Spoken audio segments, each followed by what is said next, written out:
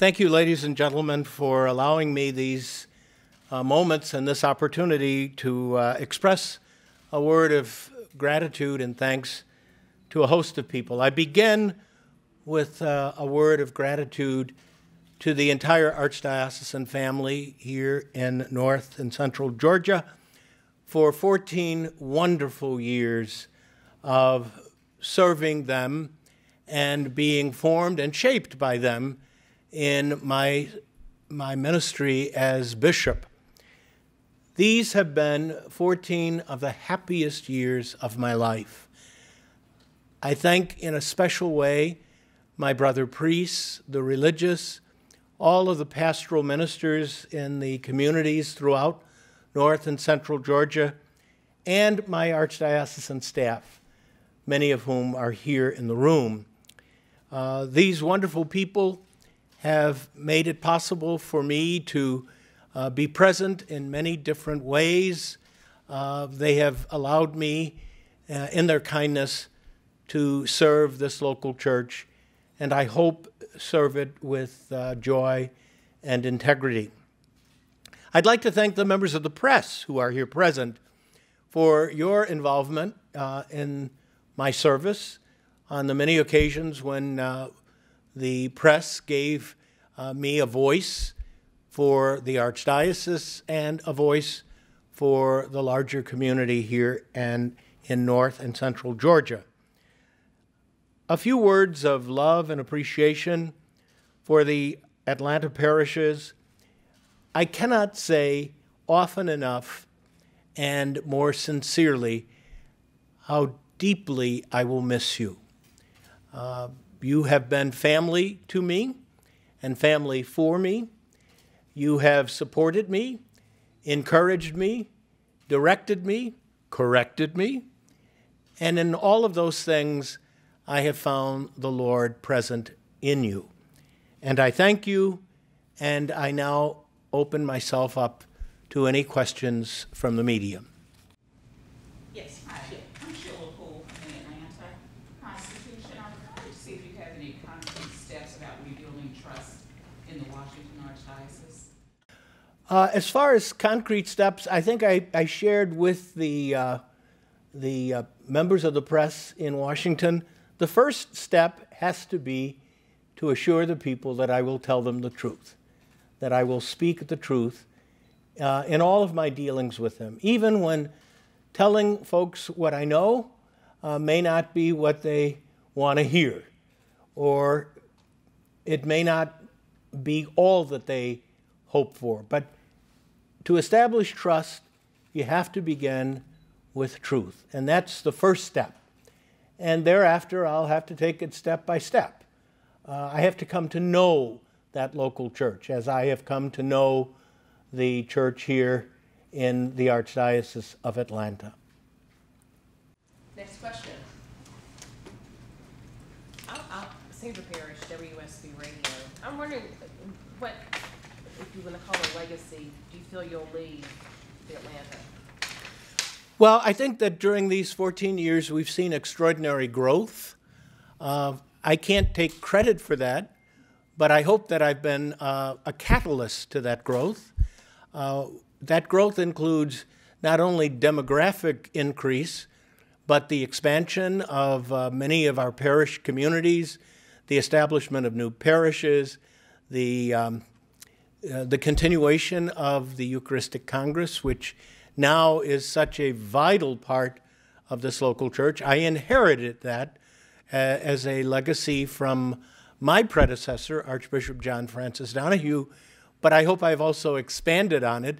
It's grown over the years, and it reflects the great diversity and the enthusiastic faith of this local church. So those things I would hope would be they certainly are a source of pride for me, but I also hope they are a source of pride for this local church. Next question. Yes. Hi, I'm Roxanne Scott with WABE News. I wanted to talk about, could you talk about your work with addressing climate change, or the Archdiocese's work with addressing climate change, and how you're going to move forward? Well, I was very fortunate when the Holy Father, Pope Francis, issued Laudato Si', his encyclical on the environment, that I found here, or I should say more accurately, people found me to help develop an action plan, which we did uniquely in the United States. I don't know of another diocese that provided such a comprehensive plan for responding to the challenges that are to be found in Laudato Si' about the environment, about ecology, about the care for the earth. That initiative, the pastoral plan for responding to Laudato Si', has gained national and international attention and interest. And other dioceses have used our plan, adapted it to their own circumstances, but used our plan to promote the teachings of that papal encyclical. Next question, Sheila Poole. Yes, do you think that a new Archbishop for Atlanta will be named before you actually leave? What's the timetable? Oh, no, Sheila. Well, let's not beat around the bush, Sheila. First of all, the Archdiocese will officially become vacant on May 21st, when I sit on the Bishop's Cathedra in the Cathedral of St. Matthew's in D.C. So at that point, the Archdiocese will begin, or the Holy See will begin the process of identifying a new Archbishop for Atlanta. It could take, Sheila, in all candor, it could take as much as 8 to 12 months, because the search and the review of the needs of the Archdiocese, potential candidates, it's a long vetting process. But fortunately, the Archdiocese has two very fine auxiliary bishops who will be able to handle the day-to-day activities until there is a new Archbishop. Next question, yes. Yes. Monsignor, I'm Luna Batista from Mary Immaculada. It has been a surprise to all of us that you have been assigned to the Archdiocese of Washington. And I'm really talking from us. We're very proud of you. We have come to this Archdiocese and we have seen the growth in our Spanish community. I speak for many Latinos. And we're very proud of the work that you guys have done here. As a victim, when I was younger, I'm a child molested victim, not from church. The church for me has been my rock, my strength. What hope are you taking to those victims down there in Washington that has been hurt? And like many times I speak in the microphone, let's not blame the church for all the hurt, because out of 10 problems of victims with molestation, maybe not even 1% are the priests, because I have been touched by many priests of good service to us. But what message would you have to the Latinos in Washington that are going to hear this? Because we do have a program in Washington, Abriendo Puertas, already there, and they're ready to hear what message you have for the Latinos over there. Well, first of all, I'd have to begin with expressing my profound love for our Latino community. You have been such a source of energy and light for me personally, but also for this large archdiocesan family. And I'm glad. The Latino presence in the church in the United States is nothing less than the gift of God to this community in the United States. And not just because of numbers, but because of vitality, of hope, of your wonderful family life, your deep religiosity. You are blessing. And I think one of the things that happened in the Encuentro, which only took place a few months ago, was that the Latino community had a chance to broadcast its dreams, its hopes, its visions, its desire to work with their fellow Catholics, your fellow Catholics, to build up the life of faith in this local nation. Now, in terms of programs such as you mentioned, I'm sure that I will find many other programs that are addressed to the Latino community and its needs, whether it be the immigrant issues, whether it be popular religiosity, whether it be those questions that belong in a unique way to new arrivals and to settled arrivals. The Latino community is a very diverse community, including people who have been here for generations, as well as those who are newly arrived. I want to touch on your statement about the victimization of young people. I hope to meet with those who have been harmed by the church or by other individuals. Obviously, I can't meet all of them, because obviously not everyone is willing to come forward, as you so courageously did, and to identify themselves as someone who has been hurt. But I also want to make sure that I never forget that I have people that I need to help to heal because of events that occurred in their lives as young people, and I want to make sure they know that that is a priority for me. Next question. Next question. What do you have to say to the people of Atlanta as you leave? The first thing I have to say is that I love you more than I can possibly express. As I said, from the day I arrived as the new Archbishop to be appointed, publicly announced the next day, I have felt very, very much at home.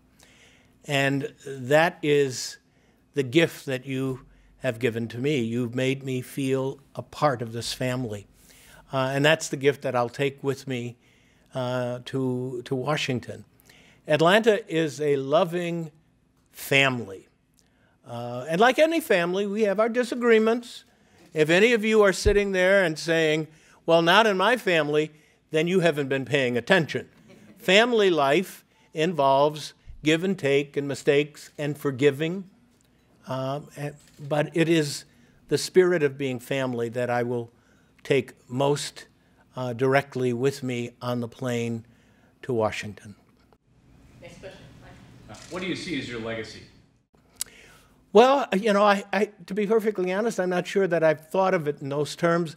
I can tell you what I hope that the Archdiocese will remember me for, that an awful lot of growth and development occurred during these 14 years.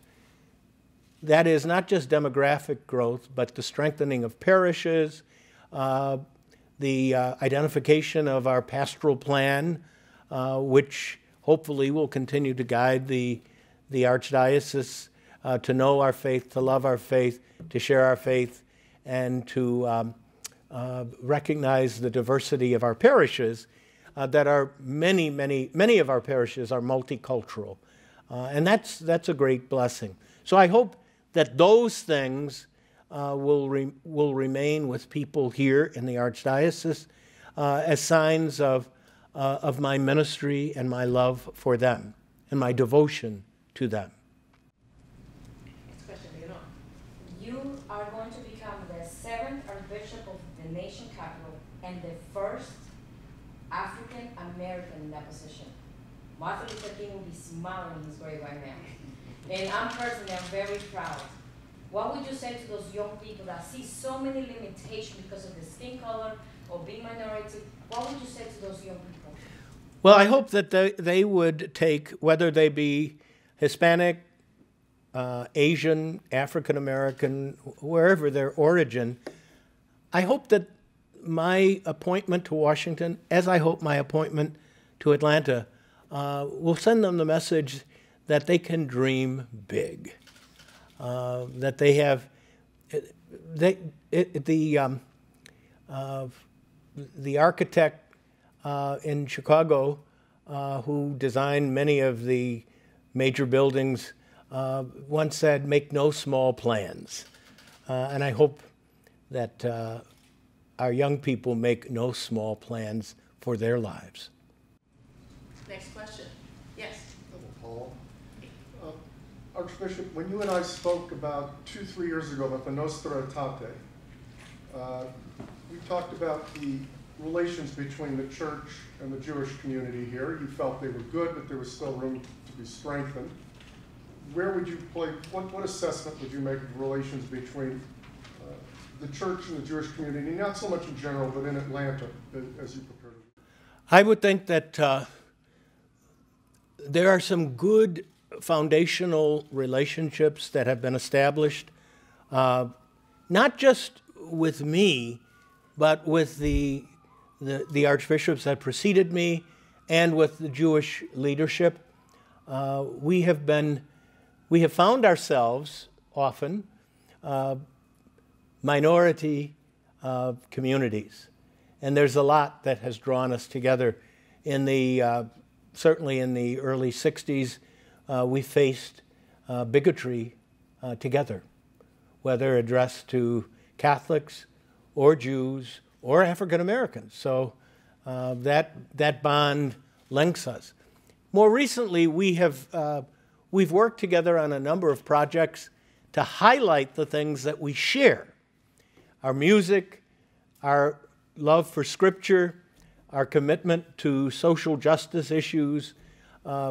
The Jewish-Catholic dialogue here in Atlanta, I hope, is stronger because of my investment there, and I hope that my successor will build on that in ways that far outstrip what I may have been able to achieve.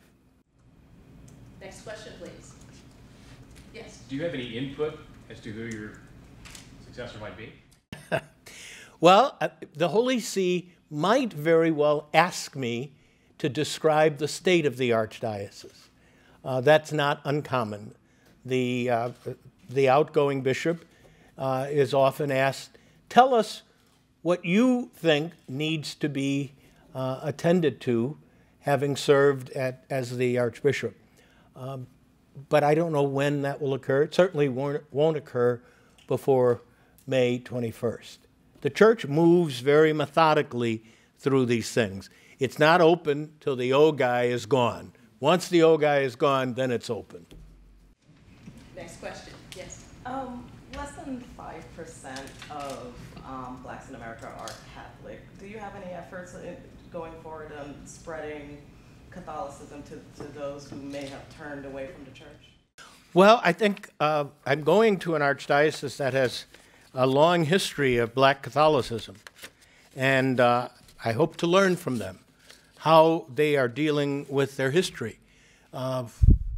Now, I was just on the phone this morning with one of our African American bishops in another diocese, and we were talking about how we can continue to support the statements of the American bishops, the newest statement on racism, which for the first time specifically identifies racism as a difficulty that certainly is rooted in the black American experience, but is now also an expression that our Latino friends have experienced and continue to experience, as well as other immigrant minority people, the Islamic community.